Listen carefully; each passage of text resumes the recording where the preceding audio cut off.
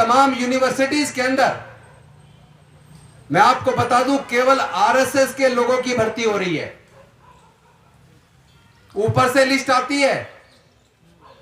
अगर केवल आरएसएस की मानसिकता वाले, मनुवादी मानसिकता वाले लोग पूरे देश के विश्वविद्यालयों में प्रोफेसर बन जाएंगे तो जहां यूथ में विचारधारा डाली जाती है दिमाग के अंदर, जब वहां जातिवादी, वर्ण व्यवस्था पर आधारित, पाखंडवाद, अंधविश्वास पर आधारित जो विचारधारा उनके दिमाग के अंदर इन प्रोफेसर्स के द्वारा, जो आरएसएस के द्वारा चुने जा रहे हैं, जब वो डाली जाएगी तो किस तरह के युवा पैदा होंगे।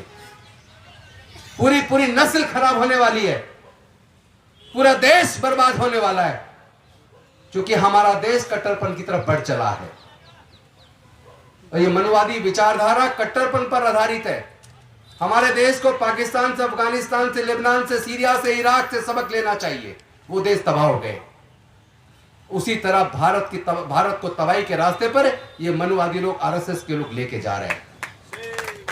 इससे बचाने की जिम्मेदारी कोई दूसरा नहीं निभाएगा, कोई राजनेता नहीं निभाएंगे, क्योंकि जिन्होंने पैसा बनाया उनके पीछे ईडी, इनकम टैक्स लगा दी जाती है।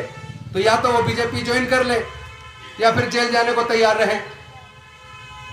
तो वो लोग तो गुलाम हो गए। वो लोग इस लड़ाई को लड़ेंगे नहीं। इस लड़ाई को कोई अगर लड़ सकता है तो कट्टर सच्चा अंबेडकरवादी लड़ सकता है। फूले साहू अंबेडकर की विचारधारा वाला आदमी लड़ सकता है।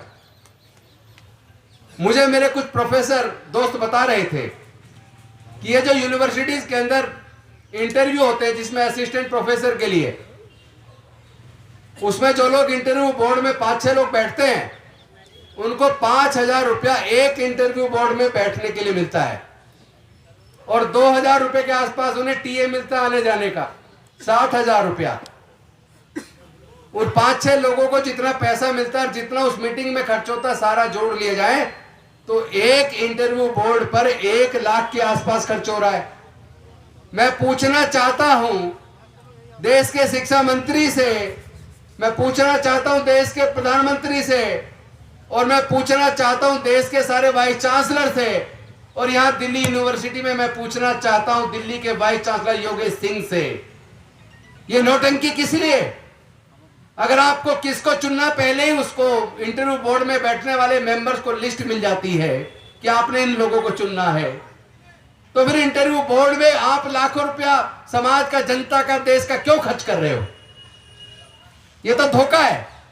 आप पूरे देश के साथ धोखा कर रहे हो। और अभी मुझे बताया, कल हम लोग उधर थे, YMCA में एक प्रोग्राम था, वहां पे राज्यसभा सांसद आरजेडी से मनोज झा जी, वो बता रहे थे कि ये जो प्रोफेसर, असिस्टेंट प्रोफेसर हैं जो आजकल भर्ती हो रहे हैं, उनसे पूछा गया प्रिंसिपल के द्वारा, तुम क्लास लेने क्यों नहीं जा रहे हो पढ़ाने के लिए? तो असिस्टेंट प्रोफेसर कहता है, मैंने इतना पैसा पढ़ाने के लिए थोड़ी ना दिया है। तो पैसे देके या फिर आरएसएस की अप्रोच से भर्ती हो रहे, तो काबिल लोग तो हो नहीं रहे। मेरिट की बात करने वाले लोग कहां हैं? जो लोग देश में मेरिट की बात करते हैं, वो भी मेरिट भी धोखा है। ऐसे लोगों को पहचानना पड़ेगा। एक और कॉलेज की घटना पता लगी, वो नया नया असिस्टेंट प्रोफेसर लगे, पैसे देके लगे या फिर आरएसएस की अप्रोच से लगे। क्लास में पढ़ाने गए तो उनके हाथ पैर फूल के बेहोश होकर गिर गए। ये सच्ची घटना है दिल्ली यूनिवर्सिटी के कॉलेज की। मैं कोई हवा में बात नहीं कर रहा हूं। ऐसे लोग भर्ती हो रहे हैं, और इतने काबिल पीएचडी किए हुए ब्रिलियंट एक असिस्टेंट प्रोफेसर को धोखे से झूठा एक आरोप लगा के निकाल दिया। अरे ये झूठे आरोप लगाना बंद करो, सीधा कहो ना तुम्हें अंबेडकरवादी पसंद नहीं है, तुम्हें फूले साहू अंबेडकर की विचारधारा पसंद नहीं है। लेकिन साथियों, हम हार क्यों रहे हैं? हार के कारण को समझना जरूरी है और पूरे देश में जाके समझाना जरूरी है। हार का कारण यह है कि अब तो आंकड़े सामने आ ही गए, जैसे राहुल बता रहे थे, 12% लोग पूरे देश के सुप्रीम कोर्ट, हाई कोर्ट पे काबिज है। 12% लोग देश के पूरे शासन पे काबिज है। 12% लोग देश के पूरे व्यापार पे काबिज है। 12% लोग पूरे देश की भूमि पे काबिज है।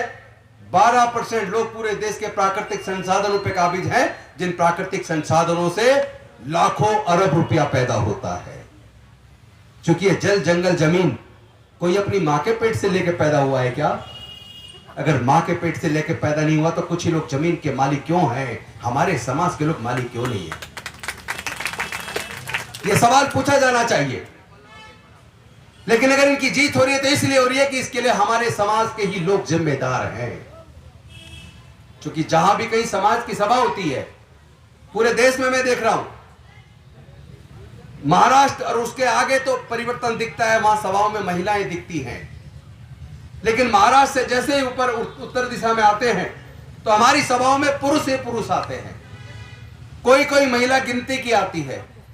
जहां हम अपने समाज के हक अधिकार पर चर्चा करते हैं, अपने उत्पीड़न पे चर्चा करते हैं, उत्पीड़न के कारण पे चर्चा करते हैं, कारण के निवारण पे चर्चा करते हैं, उस चर्चा में पुरुष भाग लेते हैं। पुरुष बोल रहा है, पुरुष सुन रहा है, अपने घर चले गए।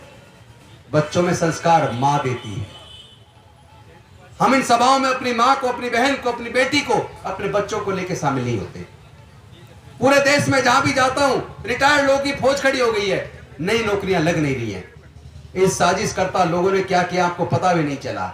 इन्होंने हमारी गर्दन घोट दी है और बड़े धीरे धीरे, जैसे वो करते हैं ना, रेतते हैं गला, तो ऐसे धीरे धीरे रेता कि हमारा गर्दन भी कट गई, हमें पता भी ना चला।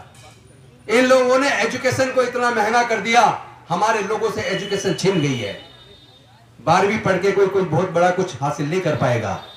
और हायर एजुकेशन में, खासतौर पर प्रोफेशनल कोर्सेज में, engineering, medical, judiciary, law, BR, management, वहां तो एडमिशन, पहली बात तो एडमिशन लेने के लिए कोचिंग लेनी पड़ेगी, 3-4 लाख रुपया कोचिंग में खर्च करना पड़ेगा। और कोचिंग लेके अगर बच्चा बहुत मेहनती है, उसने काबिल है, पास भी कर लिया, अब उसको एडमिशन ऑफर हो रहा है इंजीनियरिंग कॉलेज में, उसको एडमिशन हो रहा है नेशनल लॉ यूनिवर्सिटी में, उसको एडमिशन ऑफर हो रहा है IIM के अंदर। आपको पता है IIM की फीस कितनी है? 2 साल की MBA की फीस 50 लाख रुपया खर्च होता है। 50 लाख। नेशनल लॉ यूनिवर्सिटी के अंदर 5 साल की लॉ करने के लिए 20 लाख रुपया खर्च होता है। यह वो खर्च है जिसके बिना कर ही नहीं सकते, क्योंकि 2.5 लाख तो लॉ के अंदर या इंजीनियरिंग के अंदर 2.5 लाख तो केवल फीस है। हॉस्टल का खर्चा अलग, किताबों का खर्चा अलग, ट्रांसपोर्ट का खर्चा अलग, खाने का खर्चा अलग, सारे खर्चे जोड़ लिए जाए, एक साल में कम से कम 3.5 लाख रुपया चाहिए, लॉ करने के लिए भी, इंजीनियरिंग करने के लिए भी, मेडिकल के लिए भी। तो 5 साल का कोर्स, 4.5 साल का कोर्स, 4 साल का कोर्स, अगर उसका पूरा जोड़ लो, यानी आपको 15 लाख रुपए से 20 लाख रुपया तो चाहिए इंजीनियरिंग के लिए, मेडिकल के लिए, लॉ के लिए। और अगर IIM से MBA करोगे तो 50 लाख चाहिए। मैंने पूरा स्टडी किया हुआ, पूरा मैंने सर्वे किया इस पे। SC ST के 99% लोगों की पूरे परिवार की इनकम आज 3,000 रुपए से लेकर 20,000 रुपए के बीच है। 99% की। केवल 1% लोग ऐसे हैं जो किसी वजह से सरकारी नौकरी में आ गए या किसी ने अपना कोई व्यापार कर लिया, तो 1% हो सकता है अपने बच्चों की पढ़ाई का खर्चा उठा ले। लेकिन 99% SC ST और अति पिछड़े वर्ग के और 95% माइनॉरिटी के ये लाखों रुपए का खर्चा अपने बच्चों की हायर एजुकेशन का उठा नहीं सकते। और इस न्यू एजुकेशन पॉलिसी में तो इन्होंने यूनिवर्सिटीज को कैटेगराइज कर दिया, A grade university, B grade, C grade. A grade university में पूरा का पूरा खर्चा सर माँ बाप को उठाना पड़ेगा बच्चे की पढ़ाई का। B ग्रेड यूनिवर्सिटी में 75% खर्चा उठाना पड़ेगा। और C grade third class university जो होंगी उसके अंदर भी 25% खर्चा बच्चे के माँ बाप को उठाना पड़ेगा। यानी कि पढ़ाई इतनी महंगी कर दी कि हमारे बच्चों से पढ़ाई छिन जाए, क्योंकि उनको ये दर्द पैदा हो गया जो हजारों साल से हमारे गुलाम थे, उनके पास बोलने की ताकत कहां से आ गई। तो उन्हें समझ आया कि मनुस्मृति में इनके पढ़ने लिखने पर बंदिश थी, व्यापार करने पर बंदिश थी, संपत्ति रखने पर बंदिश थी, मानव अधिकार पर बंदिश थी। तो ये डॉक्टर अंबेडकर ने संविधान बनाकर मनुस्मृति को खत्म कर दिया। क्योंकि 25 दिसंबर जो कल आने वाला है, मनुस्मृति दहन दिवस, हम इसको सांस्कृतिक परिवर्तन दिवस भी बोलते हैं। डॉक्टर बाबा साहेब अंबेडकर जी ने 25 दिसंबर 1927 को मनुस्मृति को दहन करके एक नया इतिहास पैदा किया। उनको पता लग गया कि जब से डॉक्टर अंबेडकर का संविधान भारत में लागू हुआ है, तब से इनके बच्चे पढ़ने लिखने लगे हैं, डॉक्टर बाबा साहेब अंबेडकर को जान गए हैं, फुले साहू अंबेडकर की विचारधारा को जान गए हैं, पढ़ लिख कर नौकरी में आने लगे हैं। और पढ़ने से ज्ञान आया, नौकरी से घर में पैसा आया। जब ज्ञान और पैसा दोनों मिल गया तो बोलने की ताकत आ गई। तो उनके पेट में दर्द हो गया कि जो लोग हमारे गांव के अंदर घर के सामने से चप्पल पहन के नहीं निकल सकते थे, हम उनके घर चले जाए तो तुरंत खाट से खड़े हो जाया करते थे, जो हमारे घर के सामने से कभी घोड़ी से बारात नहीं निकाल सकते थे, आज वो अफसर बन के हमारे सर पे बैठ गए हैं। आपको याद होगा पिछले यूपी के चुनाव में बीजेपी की एक विधायिका वो भाषण दे रही थी, शायद बुलंदशहर अलीगढ़ का है, वो कह रही थी कि पैर की जूती सर पे आ गई।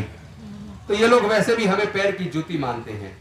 अभी आपने वो मिस्टर बिंद्रा, उसका वो सुना होगा 2 दिन पहले, वो कह रहा है कि ये इंटेलेक्चुअल क्लास तो ब्राह्मण में पैदा होती है। ब्राह्मण मतलब इंटेलेक्चुअल क्लास, क्षत्रिय मतलब एडमिनिस्ट्रेटिव क्लास जो राजपाट चलाए, वैसे मतलब जो व्यापार करे, और बाकी जो लोग हैं उनमें इंटेलेक्चुअल पैदा नहीं हो सकते। यानी शूद्रों में और अछूतों में उनके हिसाब से, उनकी मानसिकता के हिसाब से शूद्रों और अछूतों के अंदर दिमाग नहीं है, वो इंटेलेक्चुअल पैदा नहीं हो सकते, वो व्यापारी नहीं बन सकते, वो अच्छे शासक नहीं बन सकते। लेकिन मैं इनको बता देना चाहता हूं, डॉक्टर बाबा साहेब अम्बेडकर के मुकाबले का इंटेलेक्चुअल भारत के अंदर कोई पैदा नहीं हुआ। दुनिया के अंदर भी गिने चुने लोग हैं। और अगर शासक की बात करें तो महान सम्राट अशोक याद कीजिए, वो हमारे बहुजन समाज से थे। सम्राट तो बहुत लोग होंगे, लेकिन महान सम्राट अशोक तो एक ही है। तो हम पे राज चलाना भी आता है। और ज्यादा अच्छा एग्जांपल देखना चाहिए तो नजदीक का देख लो, कुमारी बहन मायावती जी को लोग याद करते हैं उनके शासन के लिए। हम शासन करना जानते हैं। हमारे इतने सारे ब्यूरोक्रेट्स हैं, इतने सारे जजेज हैं। आपको याद होगा, हमारे वकील साहब को पता होगा, रामास्वामी जी जज हुआ करते थे, उन्होंने रिकॉर्ड जजमेंट दिए सुप्रीम कोर्ट में जज रहते हुए, उनके मुकाबले किसी ने जजमेंट नहीं दिए।